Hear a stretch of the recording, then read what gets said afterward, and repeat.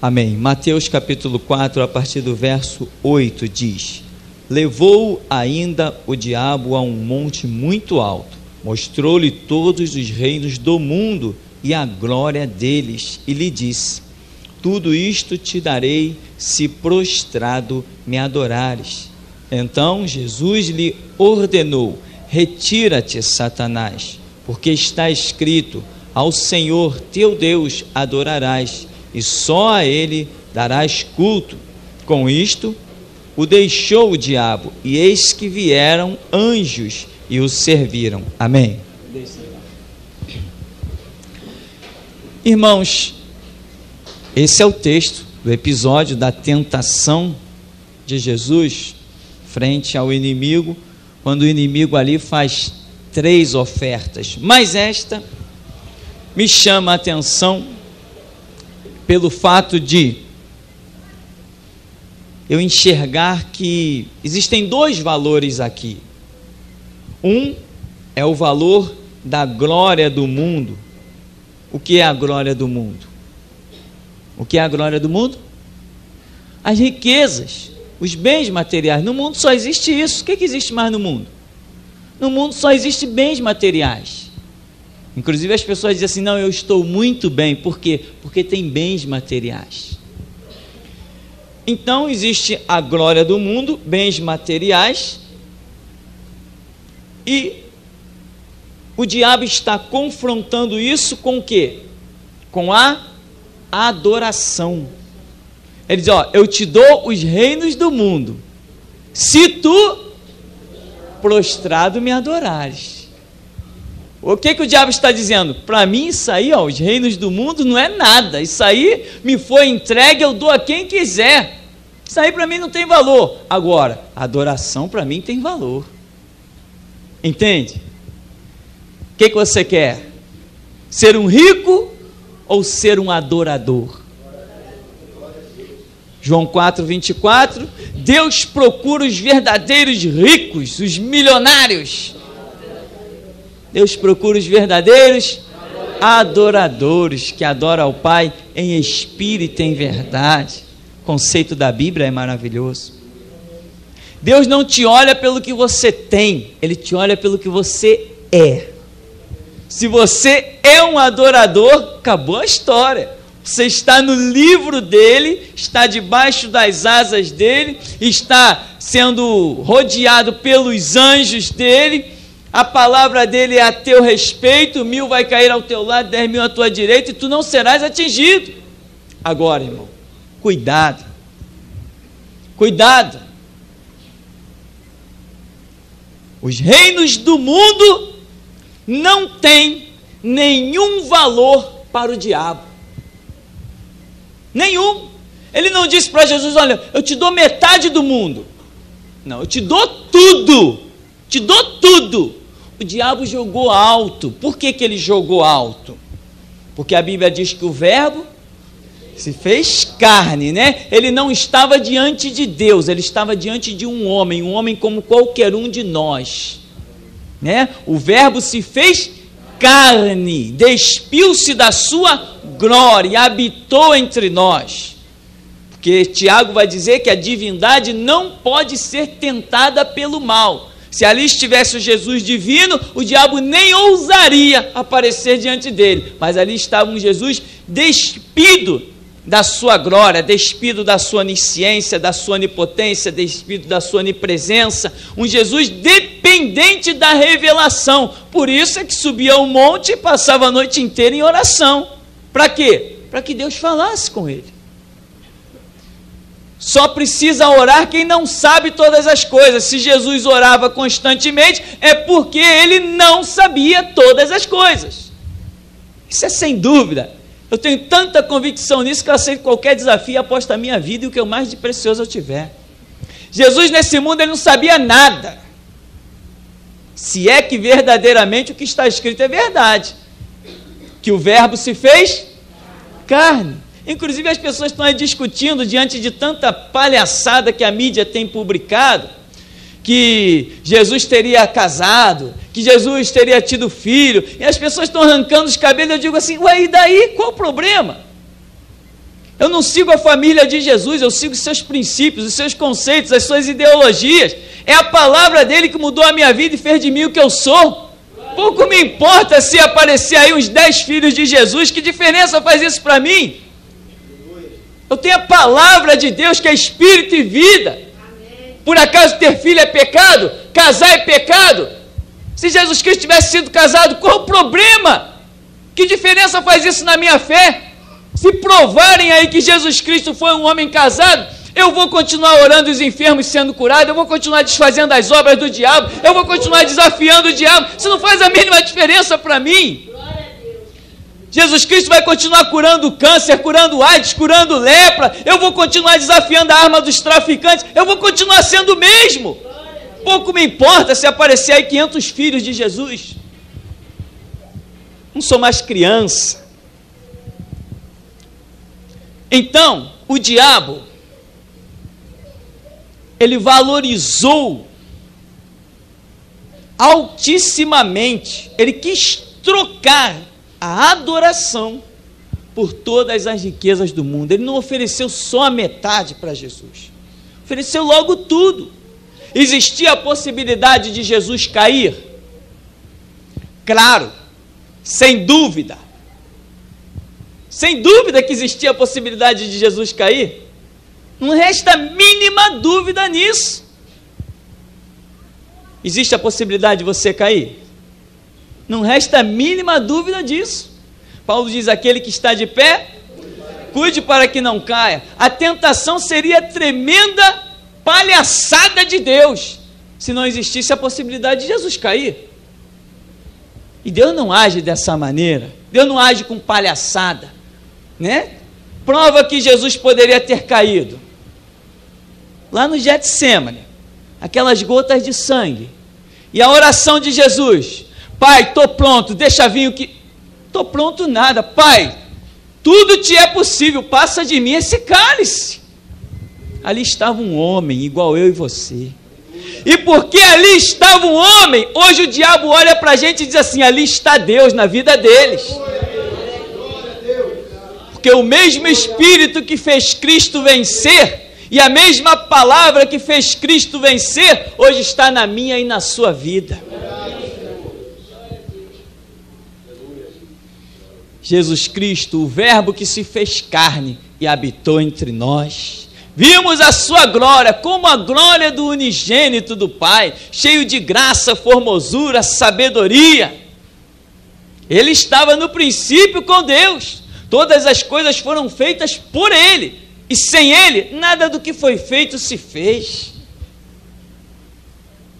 Despiu-se completamente da sua glória para vir nos ensinar, como homem, o caminho da vitória. Não como Deus, como homem. Como Deus, ele já havia se manifestado no Antigo Testamento e a humanidade fracassou. Ele falou assim: então agora eu vou para o extremo. Eu vou me manifestar a eles como homem para mostrar que eles não têm justificativa da derrota. Eu vou mostrar para eles que eu tenho um reino maior do que tudo que os olhos deles têm contemplado.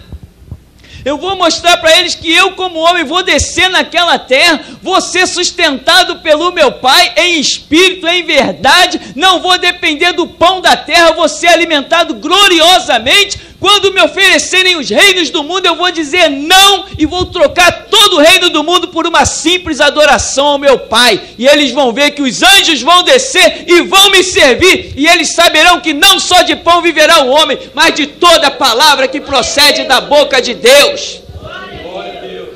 Aí Mateus escreve assim: com isto o deixou o diabo, e eis que vieram os anjos e o serviram. Com isto o quê? Com isto o quê? Você tem as riquezas do mundo? Que elas te sirvam então. Mas quando Jesus Cristo rejeitou as riquezas do mundo, os anjos desceram e o serviram. Ele trocou os bens da terra pela adoração. Quem adora a Deus é sustentado por Deus. O que você quer nessa noite? Entrou na casa de Deus para ouvir o quê?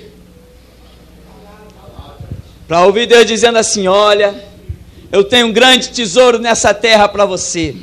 Verdadeiramente Deus tem. E eu já posso te adiantar que Deus tem um grande tesouro para você. Sabe qual é ele? O privilégio de dobrar os teus joelhos e com os teus lábios confessar que Jesus Cristo é o Senhor. Nada compra isso. Se alguma coisa está comprando isso, irmão, joga na lata do lixo. O que estiver impedindo você de ser um verdadeiro adorador, renuncia, paga o preço, sente a dor. A tua dor não vai chegar igual a daquele homem lá no Getsêmani. O diabo está dando riqueza para muita gente aí e está conquistando a adoração para si. E muitas vezes as pessoas não estão nem adorando o diabo conscientemente, mas simplesmente estão tirando o foco da sua reverência e adoração a Deus, estão colocando nas próprias riquezas. Riquezas são a desgraça das nações. Tem assistido televisão nos últimos dias? Riqueza, meu irmão, tem sido a desgraça de muitos homens engravatados. Ninguém controla mais, o país ficou muito rico, ficou muito milionário. É tanta riqueza que ninguém controla mais. Acabou. Da onde menos se espera sai um corrupto. Da onde menos se espera sai um ladrão. Da onde menos se espera sai um assassino. E tudo por dinheiro. No reino de Deus não tem assassino, só tem adoradores. Lá em Mateus, ainda Mateus 6, 24,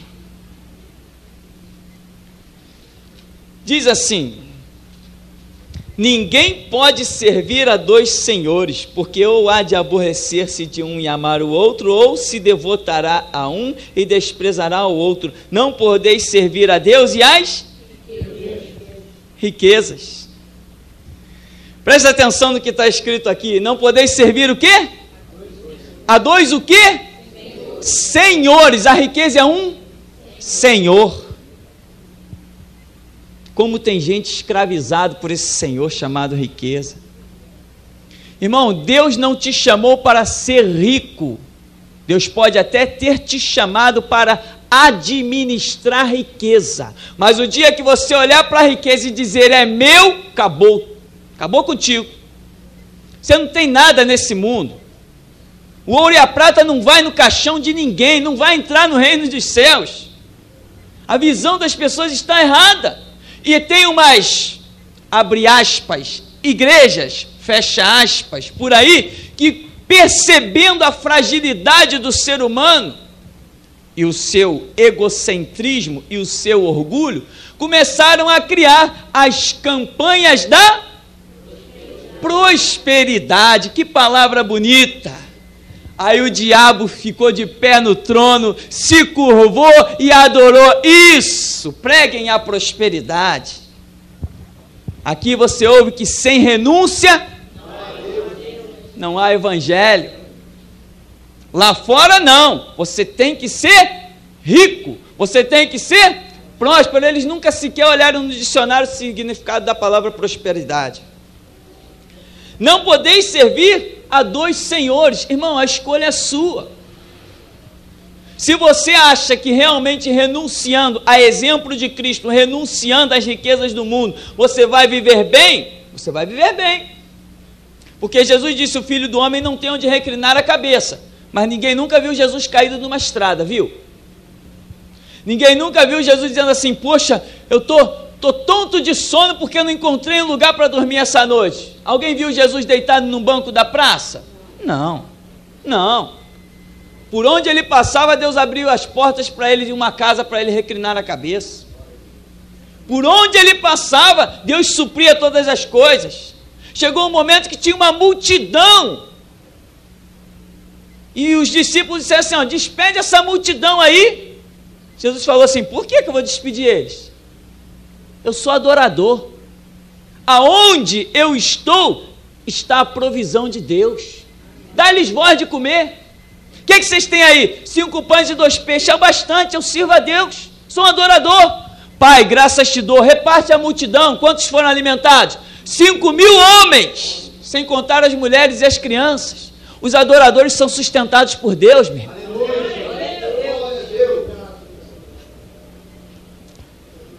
A riqueza é um senhor, e você não pode, aqui está dizendo que você não pode servir a 2 senhores.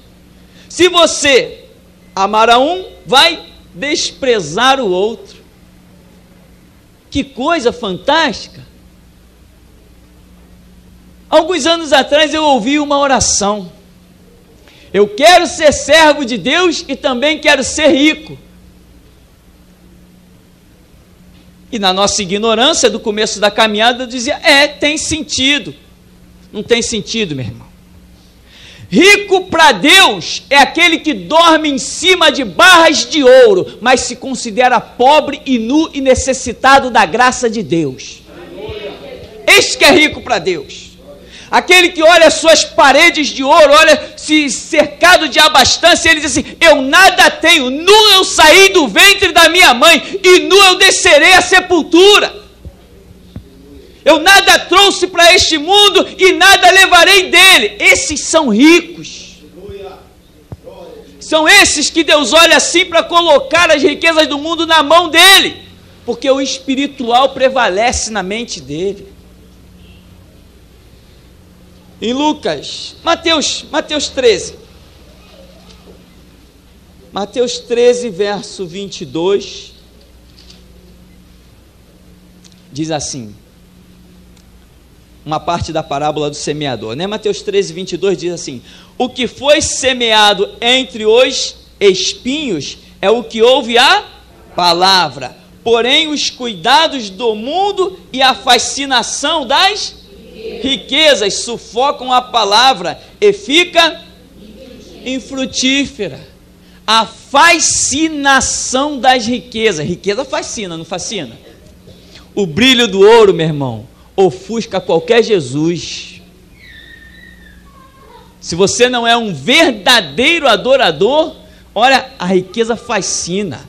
Ah não, se eu for rico eu vou ter empregado para lavar o meu pé, para fazer minha unha, para lavar minha louça, eu vou ter a minha casa, a minha mansão, minha piscina térmica. Você fica fascinado pela riqueza, e tem um perigo. A riqueza é uma coisa impressionante, quanto mais tem, mais quer, você não vê limite. Eu estava vendo um escândalo aí impressionante na nossa sociedade, de uns camaradas até que pensavam que eram crentes, deputados, senadores, vereadores, faziam transações milionárias. Eu disse assim, meu Deus, o que esse homem vai fazer com tanto dinheiro? Nem que ele viva 500 anos ele não consegue gastar, mas quanto mais tem, porque a riqueza é fascinante. Ei, faz ali para mim, ei, eu quero aquilo ali, eu quero aquilo outro. Mandar nas pessoas, a riqueza não dá esse privilégio de mandar nos outros? A riqueza dá a certas pessoas até a autoridade para matar e para deixar viver. A riqueza fascina, irmão. Mas os verdadeiros adoradores não são fascinados pelas riquezas, eles são fascinados pela adoração. Eles dobram os seus joelhos e dizem assim, Jesus, como é bom sentir a tua presença. Rei meu e Deus meu, como é maravilhoso ouvir a tua voz. Santo de Israel, Senhor da igreja, como é bom sentir a tua mão me curando, me libertando, me edificando, dirigindo os meus caminhos. Os verdadeiros adoradores, eles dizem, posso todas as coisas em Cristo que me fortalece. Mas os que são pegados às riquezas, meu irmão, quando eles se veem sem o recurso da riqueza, eles se desesperam. Eles só confiam na riqueza, em mais nada. E aqui está dizendo, tem gente que ouve a palavra, o semeador semeou, mas caiu entre espinhos. E o que são os espinhos? A fascinação das riquezas. Cuidado para que a sua riqueza não te espete. Paulo diz para Timóteo, 1 Timóteo 6,17.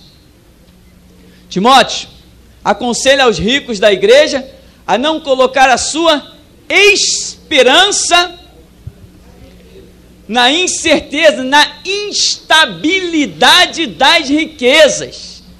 Irmãos, como é lamentável. Quantas pessoas já foram homens de Deus nessa nação, que a riqueza os destruiu. Quantas pessoas eu vi, ninguém me contou, colocavam a mão em cima de pessoas cancerosas e diziam assim: câncer, sai. No dia seguinte não tinha mais nada. Pessoas problemáticas, crianças problemáticas, pessoas pegavam na mão, erguiam para o alto e diziam assim: amanhã essa criança vai estar curada. No dia seguinte não tinha mais nada. E o ministério prosperou e enriqueceu, e o brilho do ouro lhes ofuscou a glória de Deus. Você quer ser rico? Não tem nenhum mal nisso não, desde que você continue se considerando pobre. Desde que a riqueza, meu irmão, não contamine o teu espírito, não corroa as tuas emoções espirituais, não destrua você. Se você souber olhar para as coisas com os olhos do Espírito, você pode ser dono do mundo. Mas se você olhar com os olhos da carne, você vai se destruir.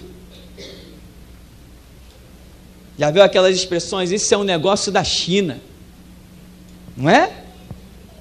Não, meu irmão, você tem que fazer quando a coisa assim, ó, este é um negócio do reino. Aí é bom. Então,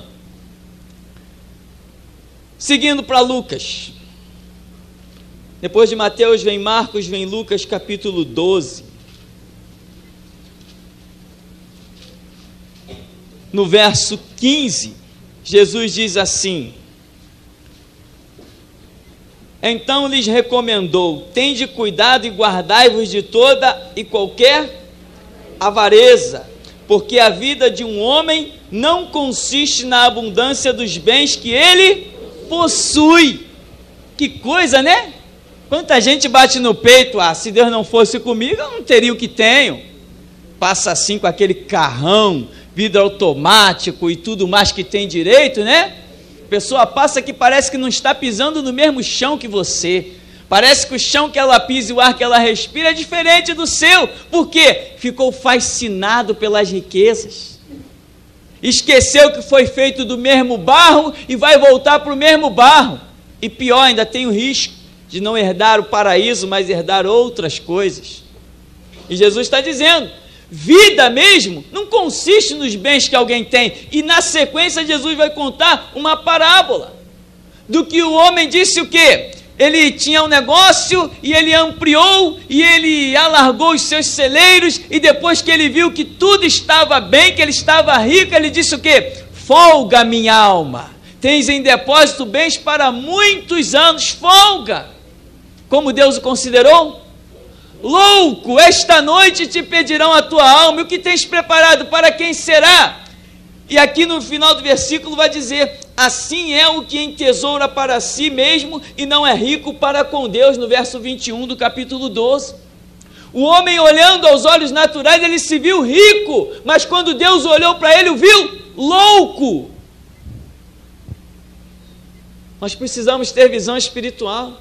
Deixa todo mundo correr atrás das riquezas, mas nós temos que buscar primeiro o reino de Deus, a sua justiça, e as demais coisas serão acrescentadas. Quando o reino de Deus está em primeiro lugar, meu irmão, você pisa numa barra de ouro como se estivesse pisando num barro. Não te diz nada.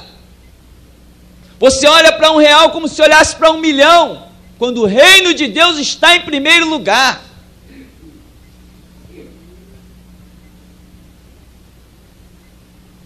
Eu quero dizer uma coisa. Eu quero dizer uma coisa que muitos não gostam de ouvir, não aqui. E isso não vou dizer só agora, isso será dito muito mais vezes, ainda mais quando Deus nos abrir aquela famosa porta chamada televisão. Irmãos, a riqueza tem destruído muitos ministérios por aí. Muitos. Existe um lado que as pessoas invertem os valores, passam a confiar nas riquezas e não mais em Deus. Quando o ministério é pobre, vamos assim dizer, não existe ministério pobre, para a gente ter uma ideia. As pessoas dizem assim, eu vou buscar em Deus, eu vou clamar ao Senhor, e Deus começa a operar. Daqui a pouco a pessoa começa a ter um monte de recursos, e começa a fazer um monte de coisa, e começa a sua riqueza a multiplicar no ministério, e a visão inverte. O que nós estamos vendo hoje na televisão? Pastores estão chegando e dizendo que, irmão, não compre CD pirata. Quando você compra um CD pirata, você prejudica o nosso ministério. Ora, veja só se isso é verdade. Isso não tem um pingo de verdade. Quando ele chegou lá, não era a venda de CD, venda de fita que o sustentava. A venda de CD e de fitas foi consequência de um ministério bem sucedido na presença de Deus. Agora ele inverte o valor e acha que o que vai sustentar o ministério dele é a venda de fita e de CD. Ele inverteu os valores. E ainda mentem. Se você botar um CD pirata no seu aparelho, vai estragar o seu aparelho. Mentira! CD pirata não estraga aparelho de ninguém, aquilo nem encosta no aparelho, roda num eixo. Ainda mentem. Porque sabe que as pessoas não têm conhecimento de informática, de eletrônica. CD pirata não estraga aparelho de ninguém. E o que mais você vê são pastores dizendo isso na televisão. Eles inverteram o valor. Pois quando eu estiver na televisão, eu vou dizer assim, irmãos, por favor, pirateiem meus CDs, mandem aos 4 cantos da terra. Irmãos, por favor, dupliquem esses CDs, mandem aos 4 cantos da terra. Deus quer contar com a sua vida. Você que tem computador, você que tem duplicador de CD, dupliquem meu trabalho, mande aos 4 cantos da terra. Deus precisa alcançar almas. Eu vou conquistar um monte de amigos. Aliás, eu vim nesse mundo para conquistar amigos.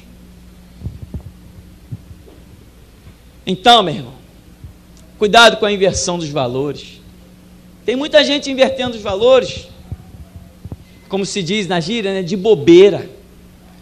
Aí ele começa a achar que ele é sustentado pelo dinheiro, dos CDs que vende, das fitas, seja dos DVDs. E o que acontece? A graça de Deus ausenta-se. Daqui a pouco ele nem percebeu que o que realmente o está sustentando é o dinheiro. Por isso ele fica desesperado.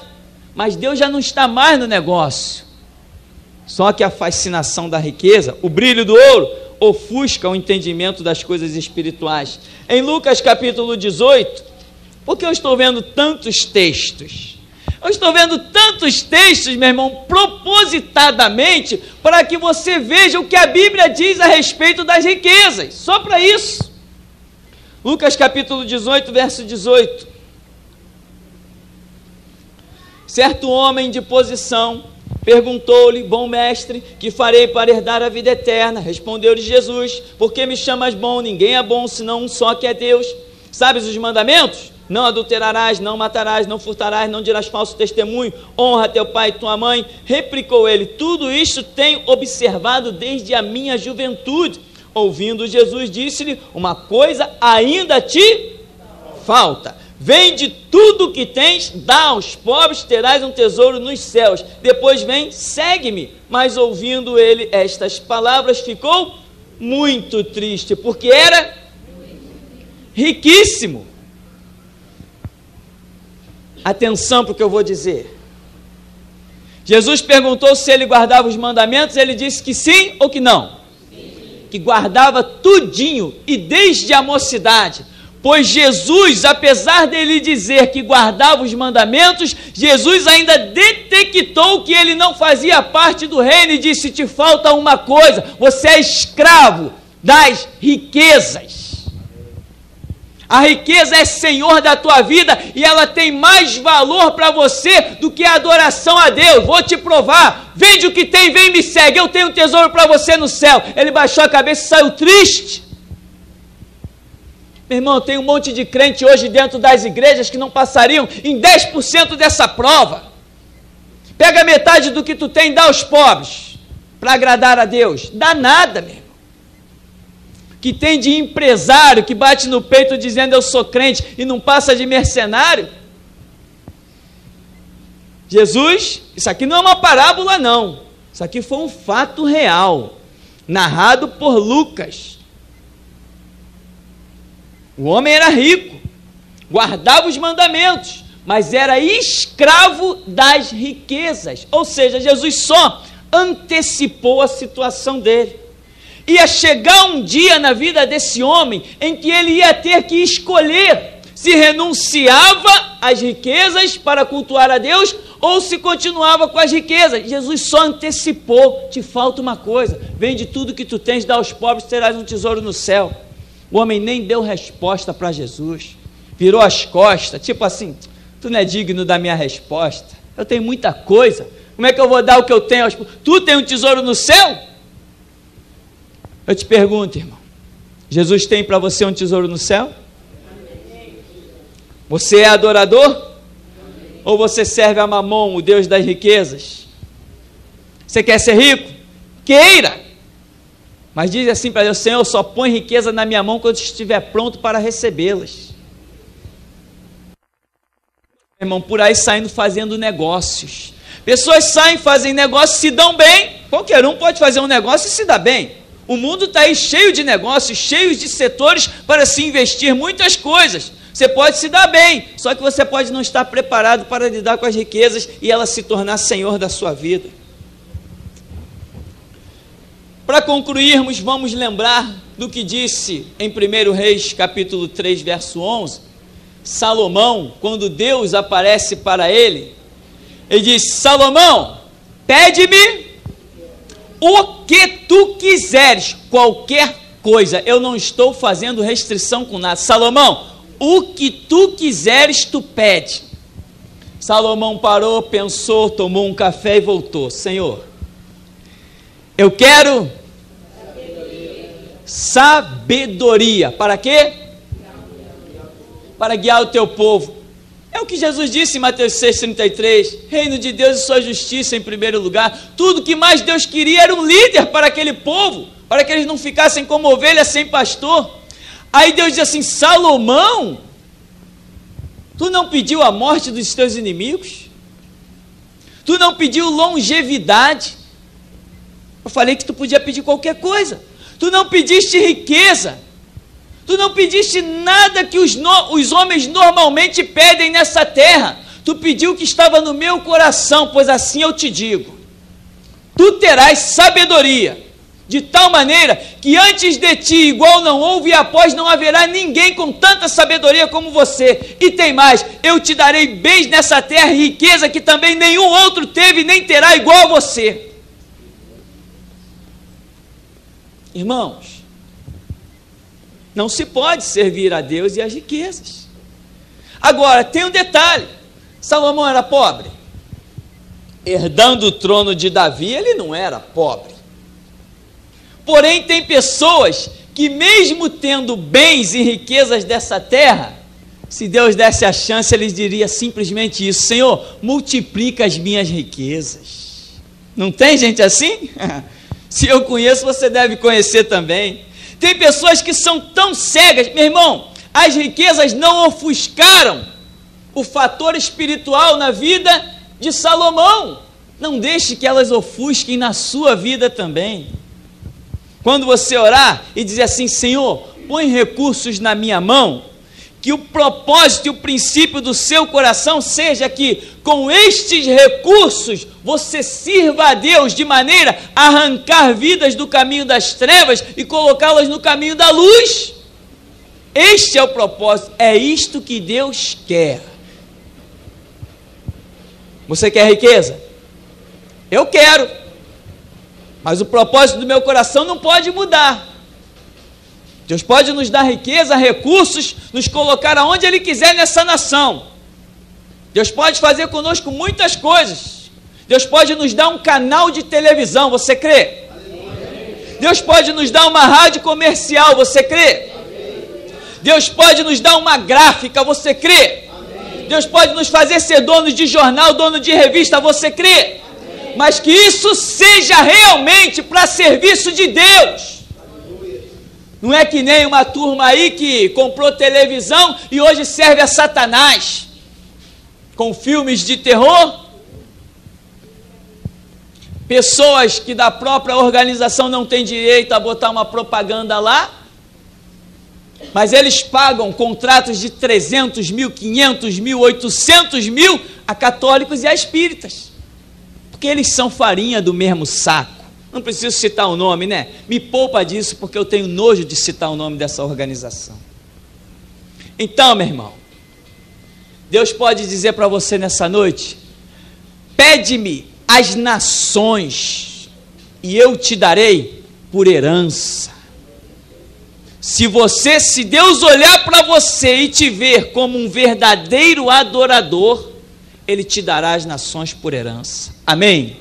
Que nós não nos desviemos deste propósito, servi-lo, cultuá-lo, adorá-lo em espírito e em verdade. Que o Senhor então nos abençoe, em nome de Jesus.